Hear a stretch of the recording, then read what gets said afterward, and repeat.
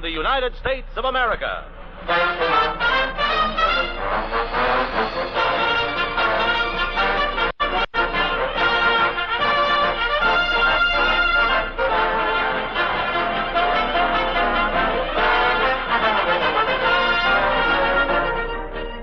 Stand by, Americans. Here's Mail Call. One big package of words and music and laughter delivered to you by the stars from whom you want to hear, in answer to the request you send to Armed Forces Radio, Los Angeles, USA. And standing at the microphone now to act as your mistress of ceremonies, in answer to all your many requests from overseas, is one of MGM's brightest young stars, the sensational little actress you enjoyed so much in Two Girls and a Sailor. Here she is, a very cute face with a voice to match, June Allyson.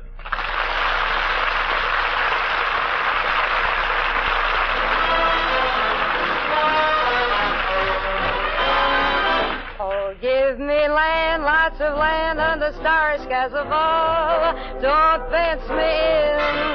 Let me ride through the wide open country that I love. Don't fence me in. Let me be by myself in the evening breeze. Listen to the murmur of the cottonwood trees.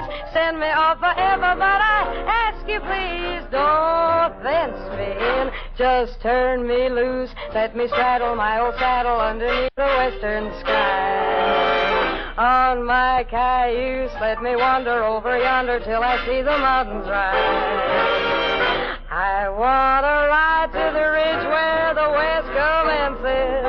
Gaze at the moon till I lose my senses. Can't look at harbors and I can't stand fences. Don't fence me in.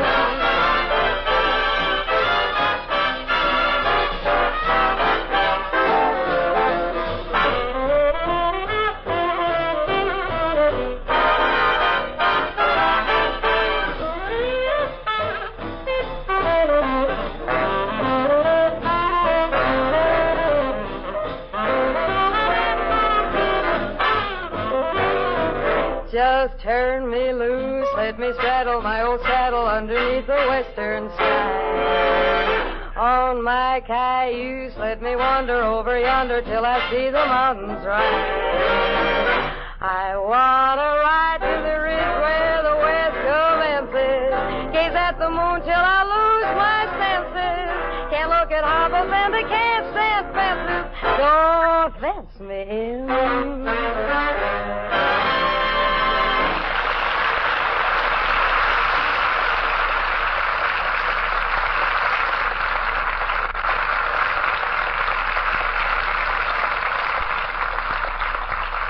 Thank you, fellas.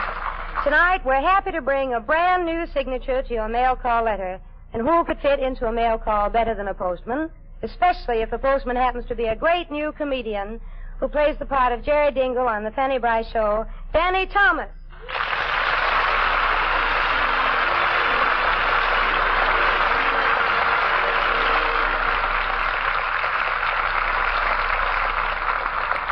And now let's pick up our peripatetic postman, Jerry Dingle, as he breezily reports for duty to the head coach of Old Sycamore Prep. Jerry, I appreciate your answering my call. I can use you today. Oh, gee, Coach Wingbuck, anything I can do to help out the old team. You know me. Look at my eyes, clear as a bell. Look at my legs, muscles like iron. And look at my... Whoa, hold on. It isn't your legs I'm interested in. It's your arms. My arm? You mean you're going to let me carry the ball? No, Jerry. I want you to carry the pail. The pail? Yes. Our regular water boy is sick, and I thought you could take his place today. Well, gee, Coach, water boy. I mean, I've asked a lot of my friends to the game. What if they see me? Well, there's plenty of water, Jerry. Give him a drink. I won't do it, that's all. I won't do it, I tell you. I won't do it. I don't want to be water boy. Stop it, Jerry. You're acting like a baby. You want to carry the water, or don't you? Well, that's the spirit. 2:00 sharp. Now run along. I got a lot of plays to work out. Big shot coach. Goes to college for 4 years to learn how to blow a whistle. What's so tough about blowing a whistle? Any moron can do it. I've been blowing one for years. Big man. When he played football for Sycamore, he was the lemon in their T formation.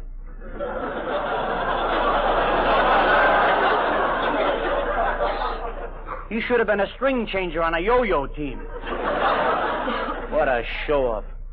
I could be a better coach than him any time. Boy, I can just picture myself in the locker room, inspiring the team between halves. What a coach I'd be.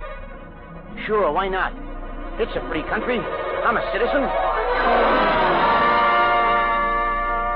Officer Coach Dingle. No, I'm sorry. Mr. Dingle doesn't coach football teams. He's a second half bucker-upper. That's right. He gives pep talks in locker rooms between halves. Thank you. Oh, hello, Miss Gibney. Any messages?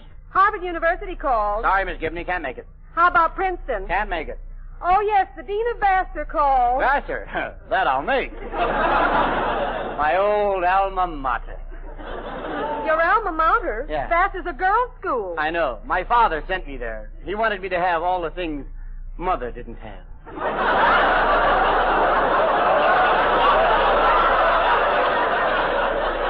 Coach Dingle, I need your help. Do you really get results with those pep talks? So I just look at some of my clients. Notre Dame, Purdue, Ohio State, Michigan. How's Michigan doing? I don't know. They're probably still counting the votes.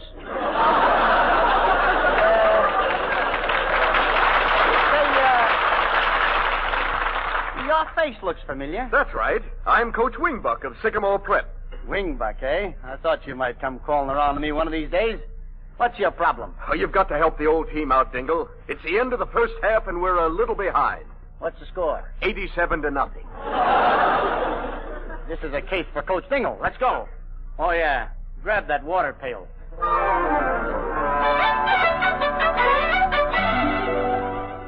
All right, men, gather around while I check the lineup. Paraplutchikov. Present, sir. Wajna Braskowitz. Present, sir. Pani Slavnitsky. Present, sir. Jones. Excuse me, please. Do not speak English. All right.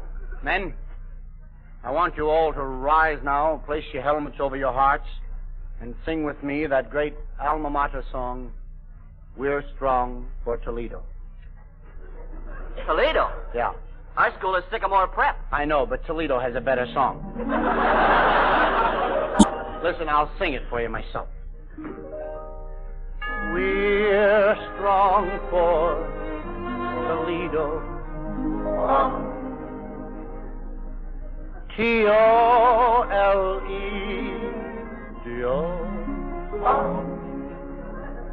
One of you is saying bum. Excuse me. The girls are the fairest, and the boys are the squarest of any old town that I know. Boy, is that corny. I heard that remark. Corny, is it? Well, my friend, let me ask you this. What is corn, and who are we to say that it is? You know, if you're not a little bit corny, there's something the matter with you. Why, when you walk down the street of a town like Toledo, or better still, Deerfield, Michigan, 20 miles northwest of, 165 citizens strong. That's the town. The town where I was born. Brought into the world by a veterinarian, in case you're interested.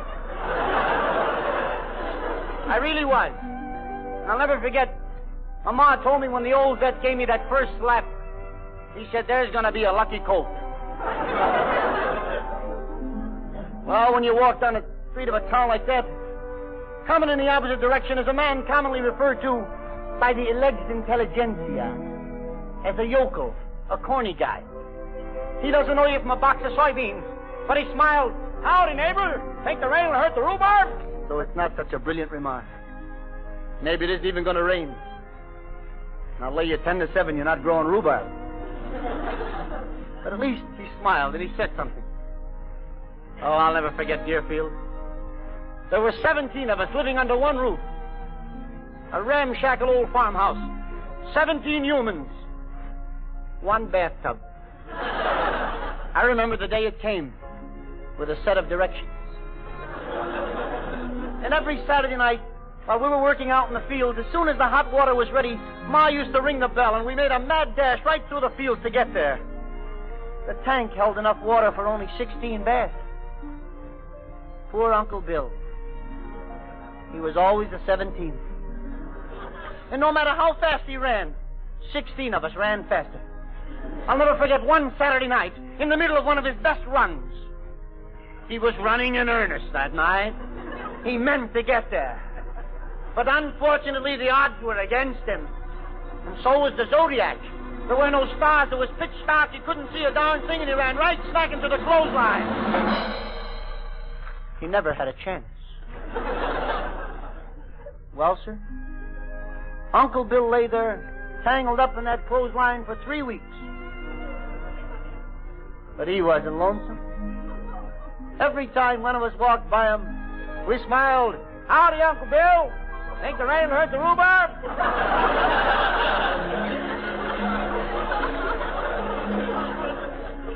And then Uncle Bill passed away at the ripe old age of 104. And we laid him to rest in his favorite spot, the bathtub. And we put the bathtub in the rhubarb patch. And now when we pass there, we say, howdy, rhubarb, you think the rain will hurt Uncle Bill? So you see, boys, that's why you mustn't be ashamed to sing. We're strong for Toledo. That's the place where the Buckeyes grow. In any old weather, we'll all stick together in Kingo.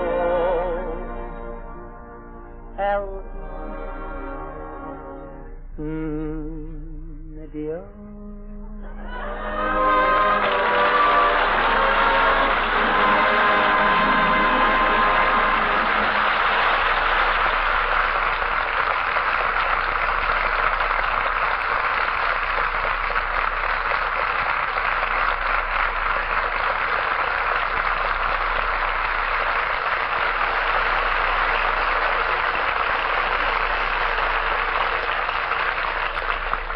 Thank you, Danny Thomas. Fellas and gals, in radio it's just a hop, skip, and a short bronco ride from Grand Opera to a gang of singing cowboys. These boys can really give out with a sagebrush serenade. Here they are, the great new Western group with Fireball Mail, the riders of the Purple Sage.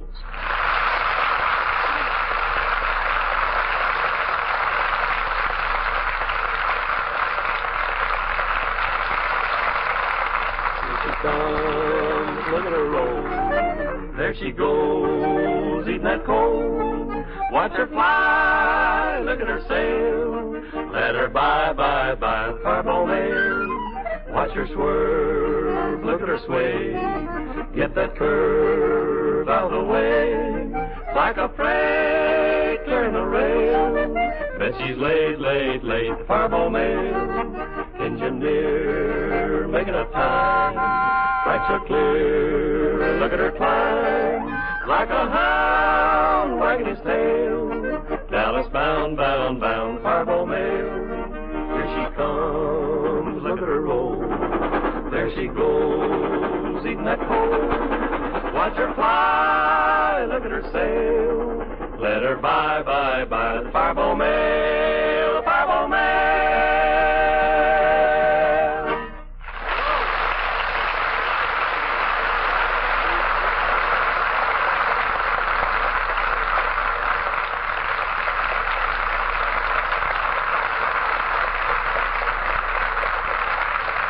Step back to that there microphone, partners. We ain't letting you off that easy. Well, anything you say, gal. Now, if y'all will just step to one side while we brand this hunk of prairie prattle called Tumbling Tumbleweed. Well, zoot. I beg your pardon. I mean, hot diggity. See them tumbling down, pledging their love to the ground. Lonely but free I'll be found, drifting along with the tumbling tumbleweed. Cares of the past are behind, nowhere to go just where the trail will wind, drifting along with a tumbling tumbleweed. I know when night has gone that a new world's born at dawn. I'll keep rolling along. Deep in my heart is a song. Here on the range I belong.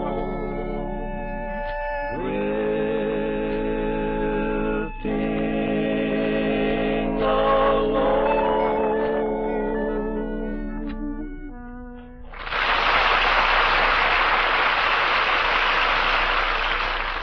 Thank you, boys. And now I'd like to answer a few special letters on this mail call. According to your request to Armed Forces Radio Service, a number you kind of like is A Love Like Ours. I'd like to do it for you now. And dedicate it to Seaman Ben Byers, Robert Miners, and Bobby Seidman, Fleet Post Office, San Francisco, Corporal Jack Markfield, and Brother Sergeant Al, and all the rest of you men who wrote those wonderful letters. Here it is. A love like ours is something very precious. Don't abuse it or you will be sorry. It ain't wise to jeopardize a love like ours, a love like ours. Should never be manhandled. Treat it gently as you would a flower. It ain't sound to kick around a love like ours. Hold tight onto it. Don't let a foolish swim in danger. Sweet romance, don't take a chance. You'll only rue it when you're out on a limb. A hungry soul that's crying for a crumb. Life is just a vacuum. A love like ours is not a passing fancy. It ain't something to play fast and loose with. Take my tip, don't slide or slip. You will make a grave mistake. Why tempt fate and terminate a love like ours?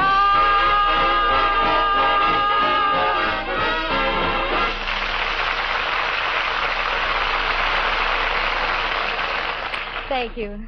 Well, this certainly seems to be a gala night for bright new events in radio. This last season, two of your favorites hit airwaves with a swell show of their own. Of course, I'm referring to the adventures of Ozzie and Harriet, with Ozzie Nelson and Harriet Hilliard.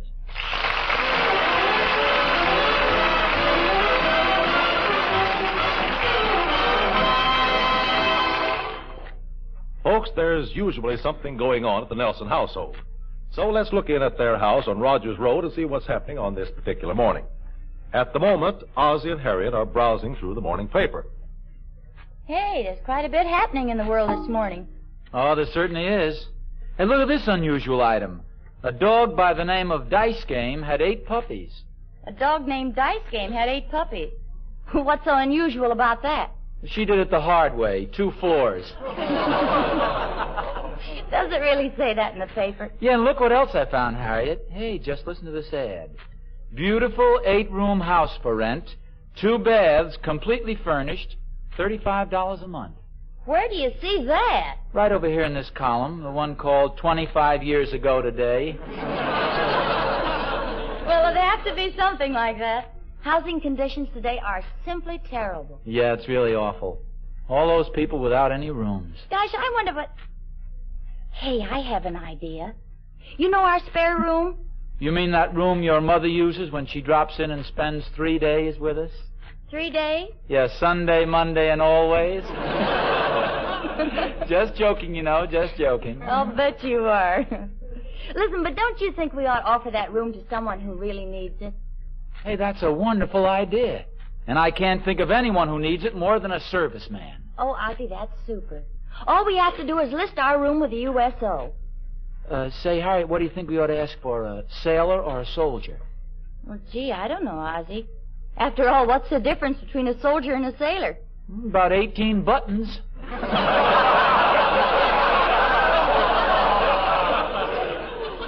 Well, if we're going to have somebody extra in the house, I think we ought to tell Gloria about it.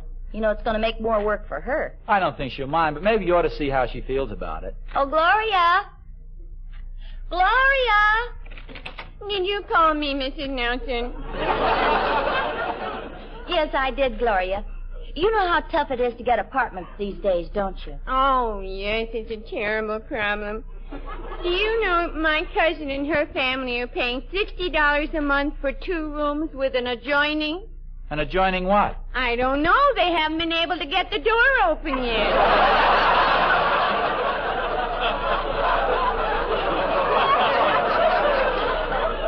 Well, Gloria, Mr. Nelson and I have been thinking of letting someone use our spare room. And, well, we just wanted to make sure it'd be all right with you. Oh, I don't mind. I've always worked hard.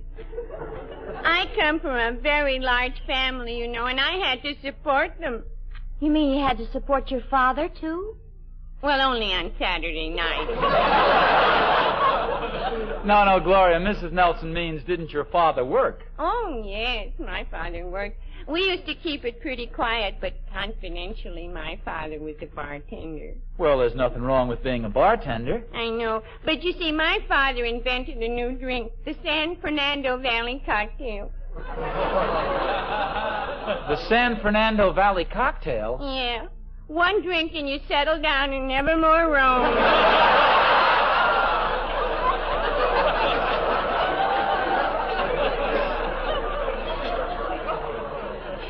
Well, then, if it's all right with you, Gloria, we're going to let a serviceman use the room. Oh, that'll be nice. You know, my boyfriend's a serviceman. Your boyfriend's a serviceman? Oh, yes. In Roosevelt's company. Oh, you mean one of Jimmy Roosevelt's Marine Raiders? No, one of Teddy Roosevelt's Rough Riders.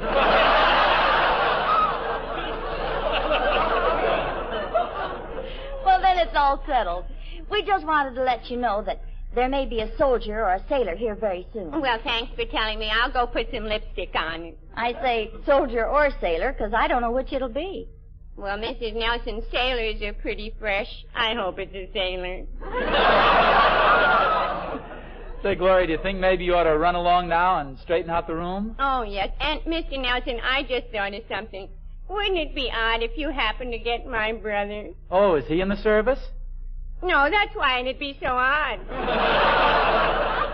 Well, Gloria, Mr. Nelson and I are going downtown now, and we'll register with USO. If they should phone, then you'll know what it's all about. Yeah, that's where we're going to get this sailor or soldier. Well, my goodness, why go to all the trouble of getting him that way?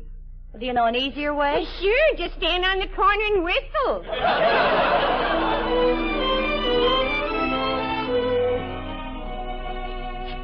Sergeant Mulligan, I think I have just the place for you to spend your furlough. I'm calling the party now.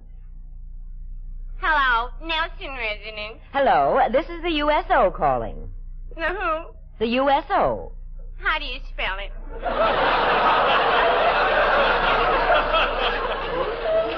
USO. Oh, it's just like you pronounce it, isn't it?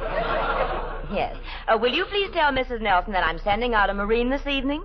How many? 1, that's all Mrs. Nelson asked for. Yes, I know. I just thought I could do a little recruiting on my own. Well, please tell Mrs. Nelson that the Marine, Sergeant Mulligan, will be there about 8 o'clock. Yes, ma'am. I'll give her the message. You'll be sure now. Oh, certainly. I always tell them anything anybody says. Well, that's good. Sometimes they hate me for it. Now, goodbye, USO. Yes. Goodbye, and thank you very much. There you are, Sergeant Mulligan. It's all arranged. You can spend your furlough in a lovely private home. I'm sure it'll be very comfortable. Oh, thank you very much. Sure will be nice to live in a home again for a while. Even if I am a Marine, I guess a girl is a girl.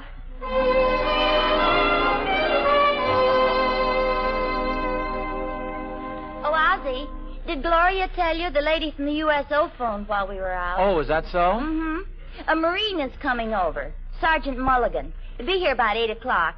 I guess we better hurry and get this room fixed up. Sergeant Mulligan of the Marines. Probably built like a big bruiser.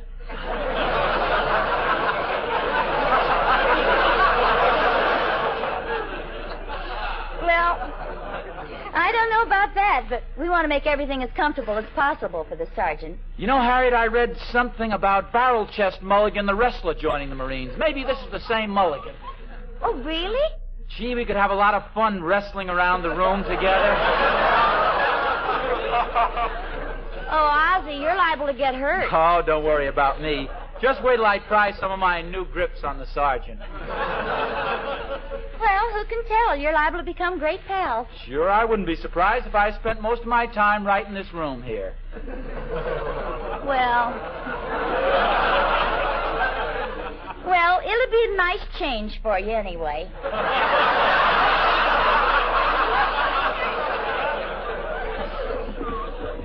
What are you doing there, dear? Oh, I was just looking in the bureau drawer. I better put an extra pair of pajamas in here. What for? Marines don't wear pajamas. Well, I don't think they wear nightgowns with lace on them. That's all I'd have to see, Sergeant Mulligan walking around in a nightgown. Well, Marines must sleep in something. Only their underwear. They like to show off their tattooing. Harriet, didn't the laundry come back yet? What are you looking for? Some clean shorts. If it's a nice day tomorrow, Mulligan and I might sit out in the yard and take a sunbath. We don't happen to have any cigarettes in the house, do we? No, but I'm putting one of your pipes and some cigars by the bed here. Oh, that's good. That's probably Sergeant Mulligan now. Well, thank goodness the room's all in order. Let's go let him in. Good evening. I'm Sergeant Mulligan of the Marines. Why,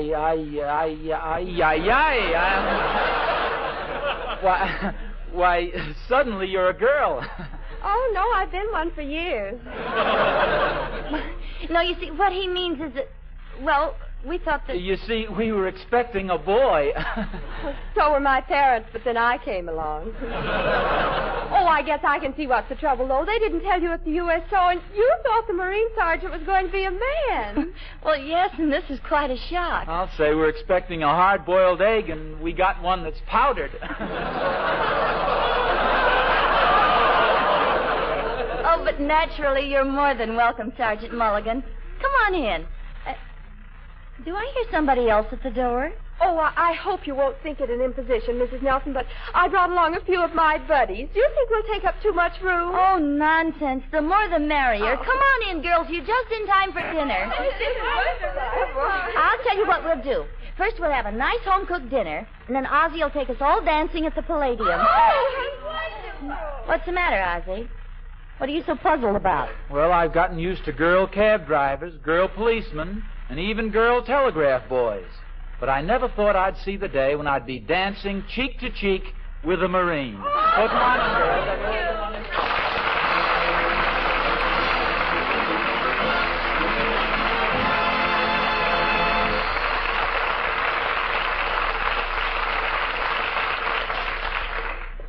Thank you, Harriet, Ozzie, B, Gloria, Benaderet, and everyone else who dropped in.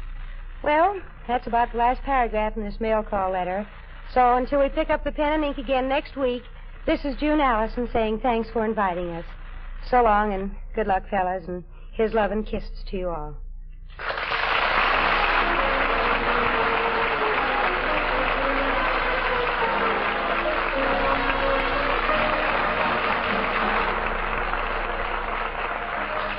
Well, that's it, fellas. The end of another mail call letter. Signatures include June Allison, Ozzie Nelson, and Harriet Hilliard, Danny Thomas, the writers of The Purple Sage, yours truly, Carlton Cadell. This program was arranged with the cooperation of the Hollywood Victory Committee. Another mail call will be coming your way the next time you hear... This is the Armed Forces Radio Service.